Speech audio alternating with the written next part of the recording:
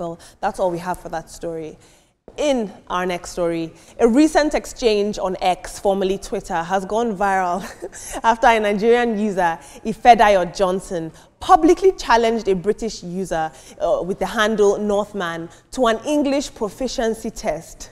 The confrontation began when the British man questioned why the UK care sector had become critically dependent on Nigerians who can barely speak English, according to him. Now, in response, the Nigerian Ifedayo proposed a fair challenge, an English test covering reading, writing, speaking, and listening. Now, the British man accepted and agreed to take the same online practice test, and the viral face-off, of course, sparked a wider discussion about whether Nigerians speak proper English, with many defending Nigeria's long-standing fluency despite our local accents. At the end of the test, not surprisingly, the British participants scored 83, while the Nigerians scored 79. Now, beyond the scores, this moment highlights a broader debate on general things, because the UK government is planning to introduce mandatory annual English language tests for migrant graduates that are staying under the graduate route, a policy that is aimed at ensuring that only the best and brightest remain in the country. So perhaps this Nigerian man felt that he had something to prove. Now,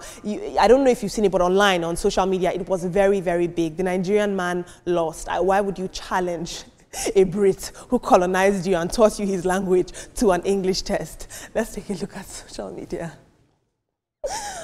At Ogbeni says, congratulations to the British man for winning, but 83 to 79 isn't much of a win to be shouting about, considering the fact that English is your native language. It's a wake-up call that an average Nigerian is brilliant in the use of English. If you say so, let's take one more tweet. At Ifeanyi Chukwani says, do a debate on why the Africa Continental Free Trade Area is not working. Why can't Africans trade with a single currency? Why our water bodies are not navigable? Why it's more expensive to travel from Lagos to Ghana than it is within Europe? Not this one. Do we have one more tweet on this?